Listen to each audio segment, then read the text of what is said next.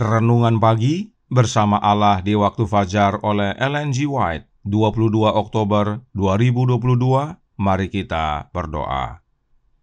Bapa kami yang di sorga, Allah pencipta langit dan bumi, laut dan segala isinya, Allah yang maha besar, maha kuasa, satu-satunya Allah yang benar, yang kami sembah selalu melalui anak-Mu yang tunggal, Yesus Kristus. Terpujilah Yesus, anak Allah yang maha tinggi, yang adalah satu-satunya jalan dan kebenaran dan hidup bagi kami. Pada pagi hari ini kami bersyukur boleh bangun dan berbakti, dan sebagaimana membaca dan mendengarkan nasihat firman-Mu, kiranya ini menjadi pembaharuan bagi kami semua untuk pergi dan menjadikan semua bangsa murid Yesus. Beserta kami sepanjang perbaktian ini, kehendak-Mu yang jadi. Ampun kami akan dosa dan salah, karena kami berdoa hanya dalam nama anak Allah yang tunggal, Yesus Kristus, yang adalah Tuhan dan Juru Selamat kami. Amin. Renungan hari ini akan dibacakan oleh Ibu Gladys Torondek. Kepada Ibu Gladys kami persilahkan. Shalom, selamat pagi dan selamat hari Sabat untuk kita semua. Bacaan Renungan Pagi tanggal 22 Oktober 2022 berjudul Pergilah Kamu. Ayat inti terdapat di dalam Matius 28 ayat 19 yang berbunyi, "Karena itu pergilah, jadikanlah semua bangsa muridku dan baptislah mereka dalam nama Bapa dan Anak dan Roh Kudus." Perintah Injil adalah piaga misionaris yang besar dari kerajaan Kristus. Murid-murid harus membawa pekerjaan mereka dalam nama Kristus. Tiap-tiap perkataan dan perbuatan mereka adalah untuk menekankan perhatian pada namanya, seperti mempunyai tenaga vital oleh mana orang berdosa itu boleh diselamatkan. Iman mereka terpusat kepadanya yang menjadi sumber kemurahan dan kuasa. Dalam namanya, mereka harus mempersembahkan permohonannya kepada Bapa, dan mereka akan menerima jawabnya. Mereka harus membaptiskan dalam nama Bapa, Anak, dan Roh Kudus. Nama Kristus harus menjadi semboyan mereka, tanda keagungan mereka, tali persatuan mereka, kuasa untuk tindakan perbuatan mereka, dan sumber kemajuan mereka. Tidak ada sesuatu yang dapat dikenal dalam kerajaannya yang tidak membawa namanya dan tulisannya. Bila Kristus mengatakan kepada murid-murid, "Pergilah kamu di dalam namaku," untuk mengumpulkan ke dalam jemaat semua orang yang percaya, ia hanya menegaskan kepada mereka perlunya mempertahankan kesederhanaan. Makin kurang kemegahan dan pertunjukan, makin besar pula pengaruh mereka untuk kebaikan. Murid-murid itu harus mengucapkan dengan kesederhanaan yang sama dengan mana Kristus telah berbicara. Dikutip dari Alfa dan Omega jilid 7 halaman 24 dan 25. Kita tidak mengetahui dalam bidang apa anak-anak kita dipanggil untuk bekerja. Mungkin mereka akan melewatkan masa hidupnya dalam lingkungan keluarga. Mungkin mereka terpaut dalam loka karya umum kehidupan atau pergi sebagai guru-guru Injil ke negeri kafir, tetapi semuanya sama disebut sebagai misionaris bagi Allah, pengerja-pengerja rahmat bagi dunia. Mereka akan memperoleh pendidikan yang akan membantu mereka untuk berdiri di pihak Kristus dalam pekerjaan yang tidak mementingkan diri sendiri. Dikutip dari Alfa dan Omega jilid 3 halaman 202. Demikian bacaan renungan pagi. Terima kasih, Tuhan Yesus memberkati. Terima kasih atas penata layanan Ibu Gladys. Tuhan Yesus memberkati. Selamat pagi saudaraku dalam Tuhan. Selamat Sabat.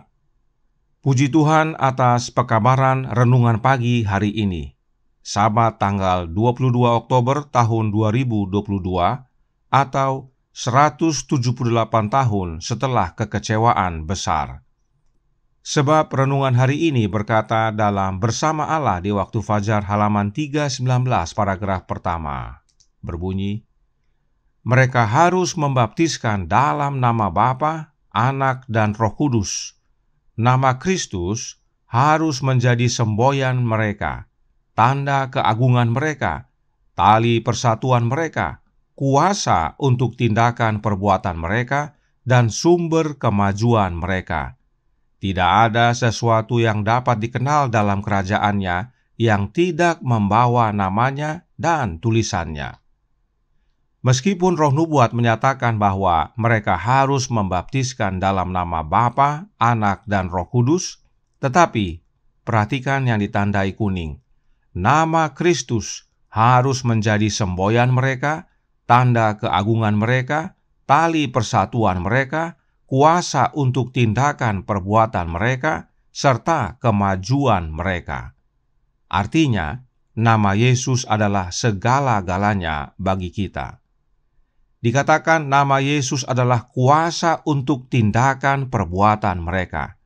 Tidak heran para murid membaptiskan orang-orang yang bertobat hanya di dalam nama Yesus. Alkitab berkata dalam Kisah 2 ayat 38, jawab Petrus kepada mereka, bertobatlah, dan hendaklah kamu masing-masing memberi dirimu dibaptis dalam nama Yesus Kristus untuk pengampunan dosamu, maka kamu akan menerima karunia Roh Kudus. Kisah 10 ayat 48 menyatakan, lalu ia menyuruh mereka dibaptis dalam nama Yesus Kristus. Kemudian mereka meminta Petrus supaya ia tinggal beberapa hari lagi bersama-sama dengan mereka. Dan Kisah 19 ayat 5, ketika mereka mendengar hal itu, mereka memberi diri mereka dibaptis dalam nama Tuhan Yesus. Silahkan saudara baca dan periksa Alkitab saudara. Praktek baptisan di dalam Alkitab hanya membaptis di dalam nama Yesus. Jadi, meskipun perintahnya adalah membaptiskan dalam nama Bapa dan Anak dan Roh Kudus, tetapi praktek yang terjadi dan tercatat dalam Alkitab hanyalah membaptis dalam nama Yesus. Karenanya, apa makna membaptiskan dalam nama Bapa, Anak, dan Roh Kudus tersebut? Manuskrip 37 tahun 1908, paragraf 24 berkata, bukankah ini pengalaman kita ketika kita dibenamkan ke dalam air dan dibaptis dalam nama Bapa dan Anak dan Roh Kudus? Apa artinya itu? Itu berarti bahwa 3 kuasa besar di sorga berjanji untuk menjaga kita selama kita tetap satu dengan Kristus, bersatu dengan pokok anggur. Ini adalah khotbahnya White yang dia sampaikan ke jemaat Oakland di San Francisco tanggal 10 Maret tahun 1908. Khotbah ini dijilid ke dalam Letters and Manuscripts volume 23. Namun secara keseluruhan, khotbah ini nantinya dicetak tahun 1994 dalam buku Sermons and Talks volume 2. Jadi, ada hubungan antara Bapa, Anak, dan Roh Kudus dengan 3 kuasa besar di sorga. Ingat, Nyonya White sebut 3 kuasa besar. Dia tidak sebut 3 kuasa besar tapi 1. Tidak, tapi 3 kuasa besar. Dan 3 kuasa besar itu adalah Bapa, Anak, dan Roh Kudus. Siapakah mereka? Khotbah ini disampaikan tahun 1908. 1 tahun kemudian, yaitu di tahun 1909, Nyonya White menuliskan yang berikut ini dalam Testimonies for the Church volume 9, halaman 189 paragraf 3. Berkata, mereka punya satu Allah dan satu juru selamat dan satu roh, Roh Kristus, untuk membawa kesatuan dalam barisan mereka. Juru selamat kita adalah Yesus Kristus, dan memang hanya Dia. Dan Yesus adalah anak Allah. Karenanya Nyonya White tulis satu juru selamat. Lalu, ada berapa roh? Nyonya White sebut hanya ada satu roh, yaitu Roh Kristus. Jelas. Jadi terjawab sudah bahwa anak itu adalah Yesus dan roh itu adalah Roh Kristus. Sekarang bagaimana dengan Allah? Siapakah Dia? Dan kenapa Nyonya White sebut hanya satu Allah? Roh Nubuat menjawab dalam Para Nabi dan Bapa halaman 376 paragraf 5 yang berbunyi, Kristus adalah seorang yang dengannya Allah di dalam segala waktu telah menyatakan dirinya sendiri kepada manusia. Namun bagi kita hanya ada satu Allah saja, yaitu Bapa, yang daripadanya berasal segala sesuatu dan yang untuk Dia kita hidup. Dan satu Tuhan saja, yaitu Yesus Kristus, yang olehnya segala sesuatu telah dijadikan dan yang karena Dia kita hidup. 1 Korintus 8 ayat 6. Roh Nubuat dengan jelas mengutip 1 Korintus 8 ayat 6 untuk menyatakan siapa Allah. Karenanya, Allah yang Roh Nubuat maksudkan adalah Allah Bapa. Jadi, satu Allah yang Roh Nubuat nyatakan adalah Bapa. Satu juru selamat adalah Yesus Kristus, dan satu roh adalah Roh Kristus. Inilah tiga kuasa besar yang di sorga, yaitu Bapa, Yesus Kristus, dan Roh Kristus. Oleh sebab itu terjawab sudah misteri Matius 28 ayat 19, yaitu satu Allah adalah Bapa, satu Tuhan atau satu juru selamat adalah anak Allah, yaitu Yesus Kristus, dan satu roh adalah Roh Kudus yang adalah Roh Kristus. Dan ingat, Allah Bapa telah memberikan namanya dan kuasanya kepada anaknya. Demikian juga dengan hidup yang kekal, serta segala sesuatu Allah Bapa telah berikan kepada anaknya. Dan roh itu adalah Roh Kristus. Kemudian Alkitab berkata dalam Roma 6 ayat 3 dan 4, berbunyi, "Atau tidak tahukah kamu bahwa kita semua yang telah dibaptis dalam Kristus telah dibaptis dalam kematiannya?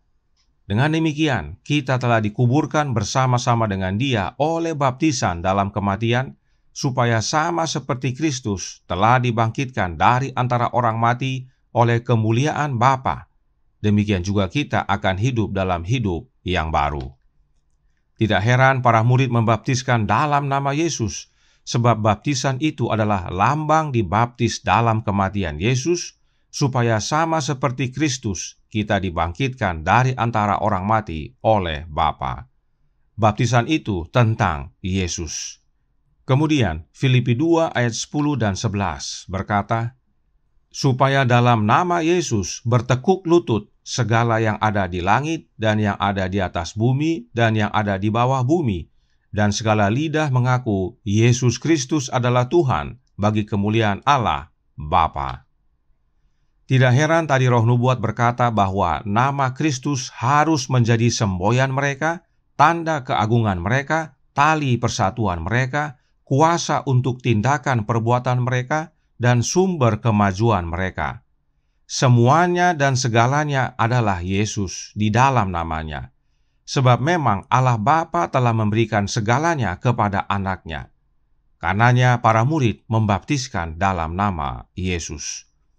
Oleh sebab itu renungan hari ini berkata dalam Bersama Allah di Waktu Fajar halaman 319 paragraf pertama.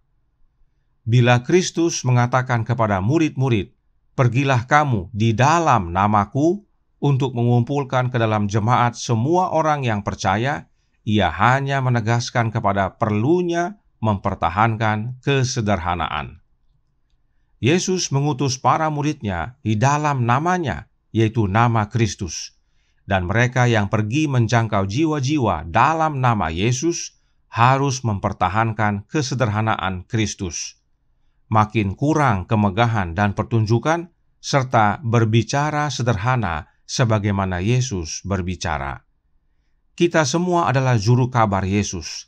Kita semua diutus oleh Kristus di dalam namanya untuk menjangkau jiwa-jiwa dan membaptiskan mereka yang bertobat hanya di dalam nama Yesus. Inilah kebenaran. Kiranya menjadi pembaharuan bagi umat-umat Advent yang sekarang ini.